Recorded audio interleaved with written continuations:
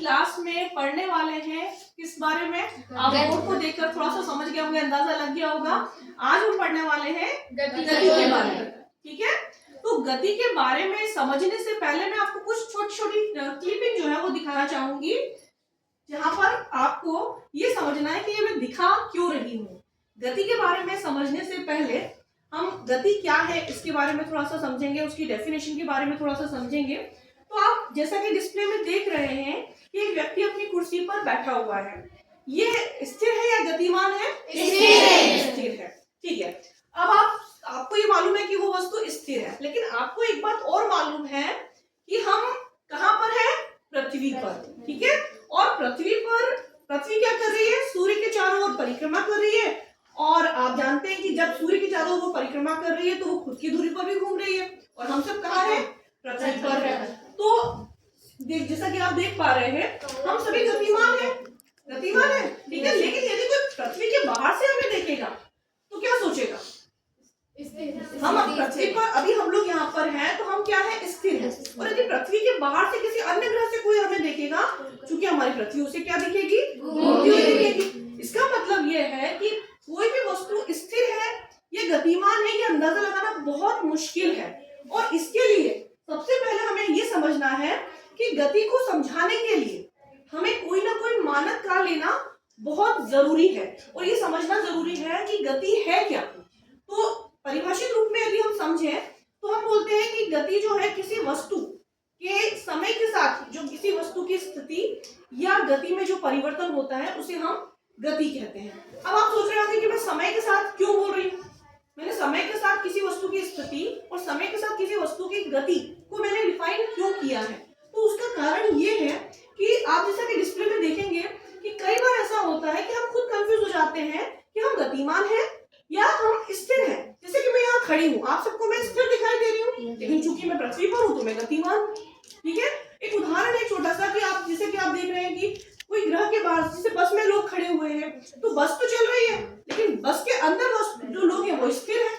एक व्यक्ति जो बैठा हुआ है लैपटॉप लेके कुर्सी पर, वो स्थिर है, लेकिन वो पृथ्वी पर गतिमान है, इसलिए वो गतिमान है।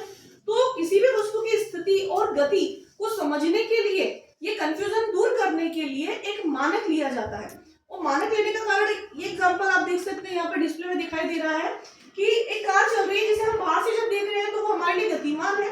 उस कार के अंदर बैठा हुआ व्यक्ति जो है वो स्वयं के सापेक्ष स्थिर है, तो फिर वो स्थिर है या गतिमान है? ये हम कैसे कंफ्यूजन को दूर करें? तो इसीलिए इसके लिए हमने एक ऐसा मानक, एक ऐसा स्टैंडर्ड निर्धारित किया जिसके सापेक्ष हम किसी वस्तु की स्थिति और गति को बता सकते हैं। और वो जो मानक है वो और कोई नहीं है। वो मानक क्या है? कौन बताएगा वो मानक क्या है? समय। मानक है समय, क्योंकि समय निरंतर क्या है? गतिमान है। तो हम समय के सापेक्ष किसी भी वस्तु की स्थिति और गति को क्या कर सकते हैं? डिफाइन कर सकते हैं। जैसे उदाहरण के लिए आप देख रहे हैं घड़ी चल रही है, और ये बॉल जो है या ये रोलर जो है ये अपनी जगह पे रखा हुआ है, ठीक है। घड़ी का कांटा निरंतर चल रहा है, घड़ी समय हमेशा गतिमान है। समय के साथ क्या अपनी स्थिति ये बदल रहा है? नहीं। तो हम कहेंगे कि ये वस्तु स्थिर है। क्यों स्थिर है? क्योंकि जब कोई वस्तु समय के साथ अपनी स्थिति में परिवर्तन नहीं करती तो हम कहते हैं कि वो स्थिर है। इसीलिए क्योंकि हमें कोई ना कोई मानक चाहिए था इसकी स्थिति को निर्धारित करने के लिए, ठीक है। इसी प्रकार यदि मैं कहूं कि समय निरंतर गतिमान है और समय के साथ ये वस्तु समय पर्टिकुलर टाइम पर ये यहाँ पर थी लेकिन अब ये गतिमान है, तो कुछ समय के बाद आप देखिए कि वो अपनी स्थिति बदलकर कहाँ पहुंच गई? वहां पर। इसका मतलब है कि जब कोई वस्तु समय के साथ अपनी स्थिति में क्या करती है?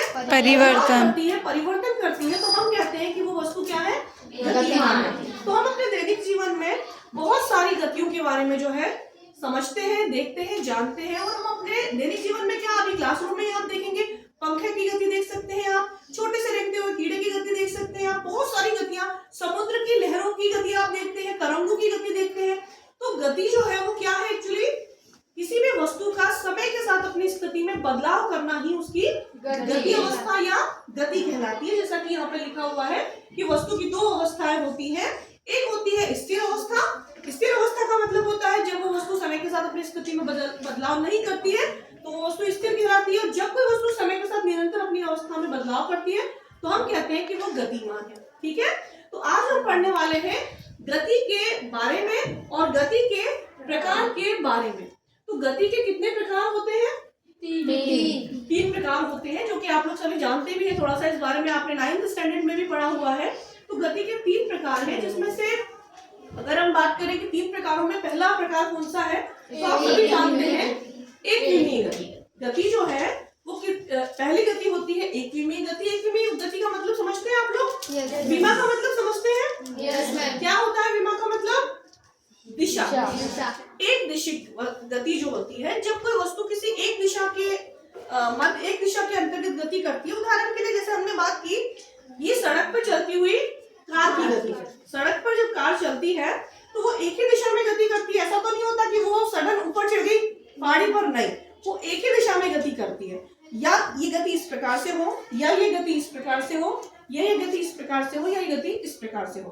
कार जब सड़क पे चलती है तो ये उदाहरण होता है एक विमीय गति का, क्योंकि जब कोई वस्तु एक विमा में गति करती है तो उसकी इस गति को हम क्या कहते हैं? एक विमीय गति। इसके अलावा एक विमीय गति के कुछ और उदाहरण आप मुझे बता सकते हैं? कोई बता सकता है एक विमीय गति का कोई उदाहरण? किसकी गति? जब हम स्केल से पेंसिल से लाइन खींचते हैं तो वो भी एक विमीय गति है, पर वो हम खुद करते हैं। आप देख सकते हैं डिस्प्ले पर एक लड़की जो है सड़क पर चल रही है, उसकी जो गति है वो भी एक विमीय गति